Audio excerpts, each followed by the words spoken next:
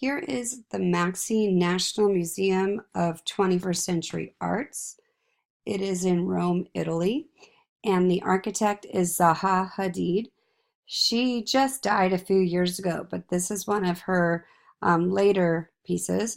It was built in 2009, and it's made out of glass, steel, and cement. And I would highly recommend that you watch the Smart History video. It includes some really good information about not just the architecture, but also the location and the significance of it. But it cost 133 million euro, which is, way more than it would be in US dollars. And it has the same exhibition space that's basically equivalent with Bilbao's Guggenheim. And it had very big ambitions. Over 50,000 people applied for special free passes during its opening weekend, and the museum generally expects between 250,000 and 500,000 paying visitors, and that just happened in the first year.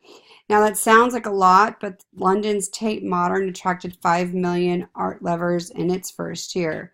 But given the competing attractions in the city of Rome, such enthusiasm indicates a public fascination with the project that has at last emerged from, the bureaucracy of Italian politics. And it was over a decade from its conceptual ideas in 1998 to it being completed.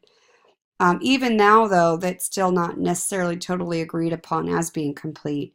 Hadid's newly opened building is the mothership in an extended campus of substructures, including a library, space for MAXXI's architecture department. There's a restaurant and apartments for artists around here. So this is more of like an area for not just architects but artists as well. When these are finally in place, this was on the site of the former barracks of Flaminio in the north of Piazza del Popolo, or the People's Plaza, and that transformed it into a thriving multidisciplinary urban location for exhibitions and research that was originally thought of by both its architect and by the patron. The idea was to move away from the museum as an object and towards an idea of a field of buildings. Hadid said, "It's no longer just a museum, but more," she envisioned, an urban cultural center where the dense texture of interior and exterior spaces have been intertwined and superimposed over another. The MAXXI's lightning in the bottle moment is captured in a set of Hadid's early models of the and drawings that form part of the inaugural exhibition. There's a delicate white card models that show a series of swooshing cuts and incised on a grid of the barrack site, rupturing and reconfiguring the terrain of where it's at. The original inward-looking order is subverted as site and building meld together, seeking new and unexpected connections within this wider city. That L-shaped plan bears some resemblance to a circuit board. This implies a sanitized and technological precision. In person, the MAXXI is muscular and visceral, a slab of agonized tissue flayed and staked out in the Roman sun. So it doesn't really fit with the old Roman buildings. I mean, it definitely looks new and different than the what Rome traditionally looks like. And the walls are concrete. They're silky to touch, and both its structure and skin, it's really using self-compacting concrete, which poured up to 50 millimeters long. The building is an engineering and construction like genius.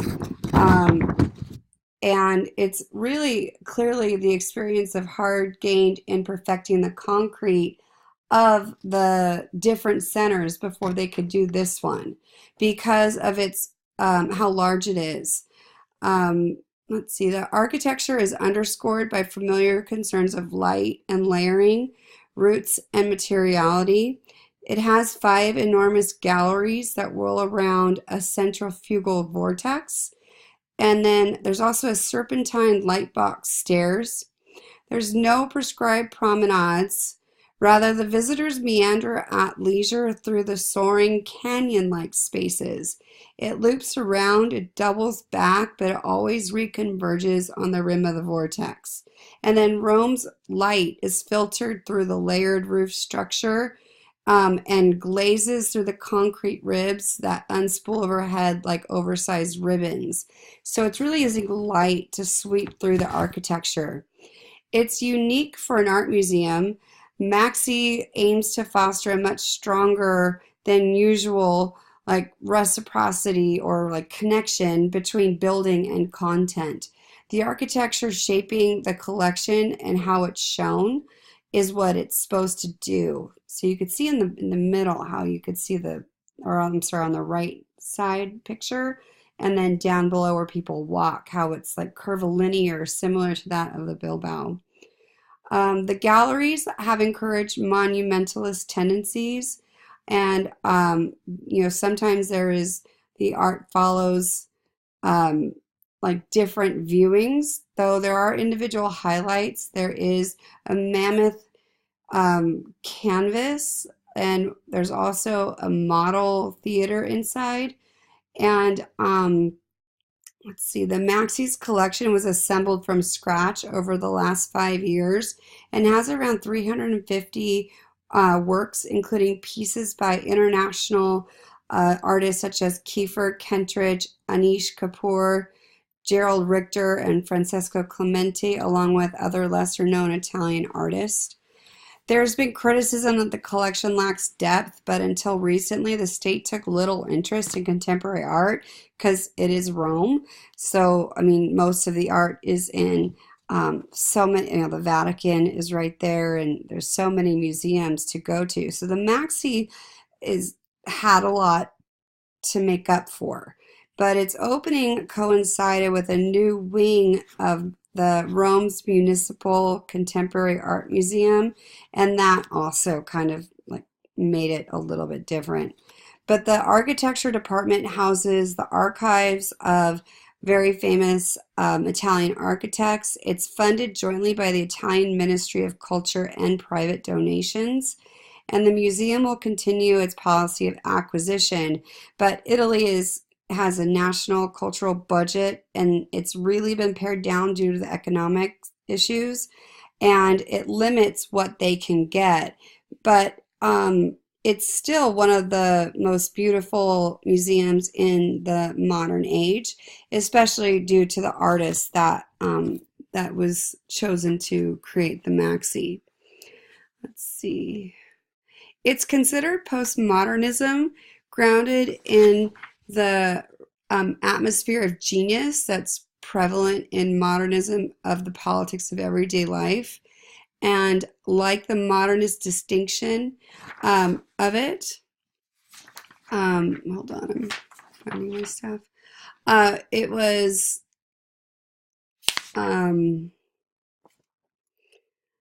it's trying to get you to not underestimate the basically the achievement of its architecture, because in a lot of ways it's a perfect Roman building, but in a city that has such beautiful buildings, there's historical like competitions with what people see and how many people go there. So the forces of religion, the Baroque that's there, the MAXXI, feels right at home because it is so almost like